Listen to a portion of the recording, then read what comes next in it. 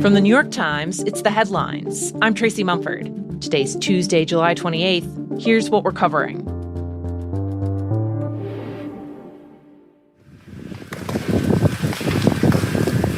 In France and Spain, firefighters are racing to contain the largest wildfires ever recorded in those countries.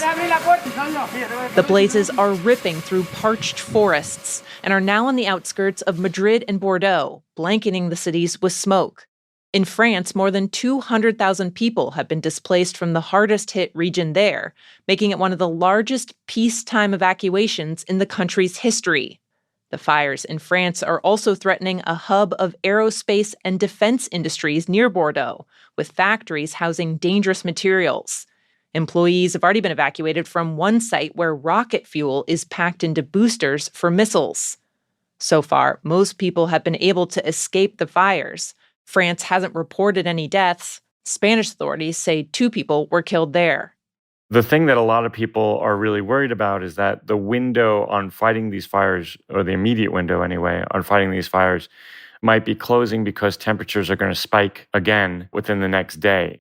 Jason Horowitz is the Times bureau chief in Madrid. That means that the land will dry, that the fire will move faster, and this is the great fear because these are wildly unpredictable fires. The winds are bringing them places that no one expects.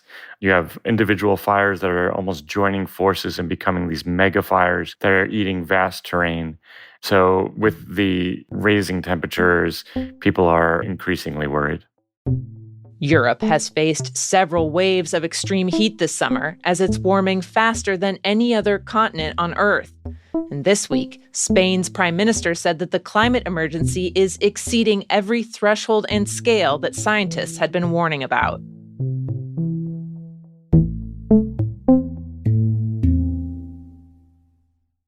At the White House today, I think it's a good thing to have the opportunity to sit with our good friend President Trump and to hear what he has in mind. Because Israeli Prime Minister Benjamin Netanyahu is set to have a high-stakes meeting with President Trump.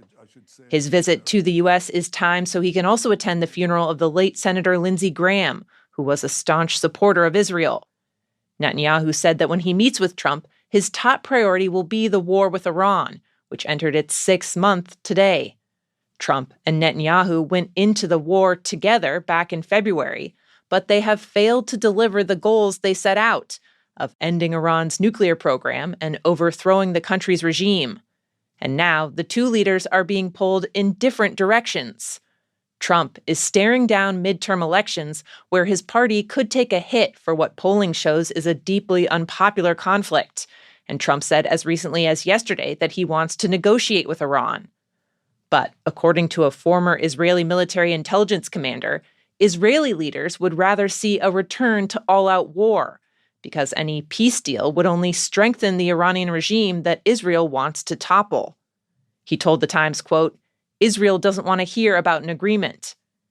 Analysts say that during Netanyahu's visit with Trump today, the Israeli leader is likely to make the case for why the U.S. should continue the conflict.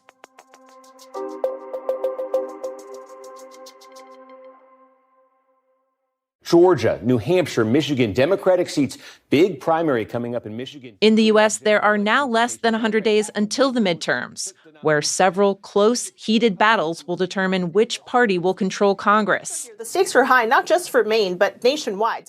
There is some momentum for Democrats, with inflation and high gas prices at the top of voters' minds. But my colleagues have learned that inside the party's headquarters, at the Democratic National Committee, things are in turmoil.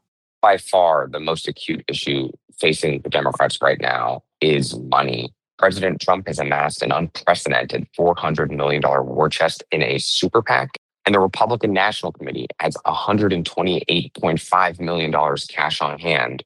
In comparison, the Democratic National Committee is actually in debt. They have $2 million more in debts than they have cash in the bank. Shane Goldmacher covers politics for The Times. He says the DNC is in such financial straits, it has started asking some vendors not to bill the committee until after the November elections. Beyond the financial issues, Shane says there are also deep concerns about the DNC's leadership.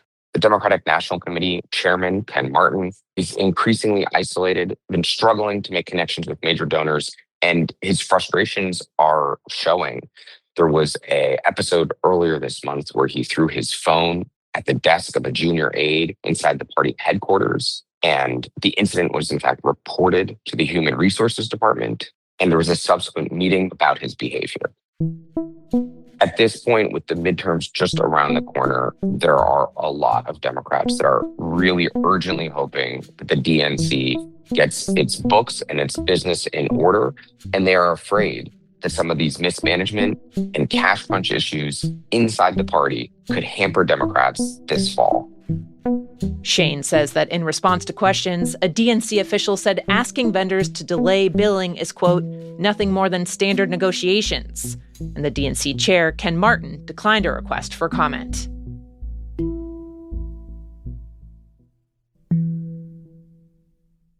In Louisiana, construction is underway on one of the largest data centers in the world. The facility, being built for the tech giant Meta, could eventually cover roughly 6 square miles and use 7 times as much energy as the entire city of New Orleans. In recent years, massive data centers like this have faced intense pushback from communities around the country over concerns about energy and water use, among other things. But the Times has found that Meta was able to avoid that scrutiny in Louisiana by using secrecy and speed to push the project through. According to dozens of interviews, corporate filings, and other documents, Meta worked behind the scenes for months with energy company executives and Louisiana lawmakers to lock in the new center before it was announced. There were no public meetings held to discuss the project, and some government employees even signed non-disclosure agreements, which experts say is legal but raises transparency concerns. Beyond that, Louisiana gave Meta tax breaks that could be worth as much as $10 billion, and state power commissioners allowed the project to go forward without an independent review that would have determined if it was in the public's best interest. That review would have slowed the project down. In all, the Times found Meta pretty much got everything it wanted. In response to questions from the Times about the project, a Meta spokeswoman said it was unfair to call it secret because it went through, quote, established state and local economic development processes. State officials, meanwhile, say they're proud of the deal, which is expected to generate 1,000 permanent jobs and tens of millions of dollars in taxes. Since construction started, some local teachers have already been given $50,000 bonuses using money generated by rising tax revenue. For his part, Louisiana's governor was so pleased with the deal that he codified the process with an executive order called Louisiana Lightning Speed, hoping to attract other projects. The Meta deal could become a blueprint for how other companies try and rapidly break ground on new data centers nationwide.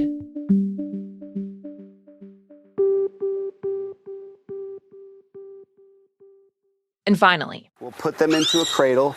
We'll lift them up with a crane because they're big and they're heavy. In Canada, there's an unusual rescue mission underway. You'll put them into their box. You then roll up onto the plane. You secure them in the aircraft and you are airbound. Who would ever think that you've gotten a chance to fly with a whale? A mission to relocate 30 beluga whales. Belugas, if you want to get your mental picture going here, are the white ones, which an aquarium staffer told the Times are kind of like a hot dog and a marshmallow combined. The animals had been living in an aquatic park in Ontario, but it closed to the public a few years ago, and it's taken a long time to figure out how to get the whales out of there safely to new homes. Now, aquariums in the US and Europe are working to relocate the mammals, which weigh up to 3,000 pounds and are as much as 16 feet long. To pull it off, the whales are nestled into foam and rubber-lined boxes, driven to the airport with a police escort to avoid any stops and starts that could slosh their water around, and then loaded onto chartered cargo jets. Each whale gets at least one handler who monitors them and ladles water over them. And yes, they do get anti-anxiety meds for the trip, because this has to be pretty weird if you're a whale. So far, 6 of the belugas have been successfully relocated, including to the Shed Aquarium in Chicago, where staff say they're cautiously optimistic that the whales will be able to thrive in their new home. Those are the headlines. Today on The Daily. We hear this all the time, that the majority of Iranians feel like they are caught in the crossfires of the United States, Israel, and the regime, and they're being squeezed, and nobody's really thinking about what they really want. Times reporter Farnaz Fasihi on the mood inside Iran right now. You can listen to that in the Times app or wherever you get your podcasts. I'm Tracy Mumford. We'll be back tomorrow.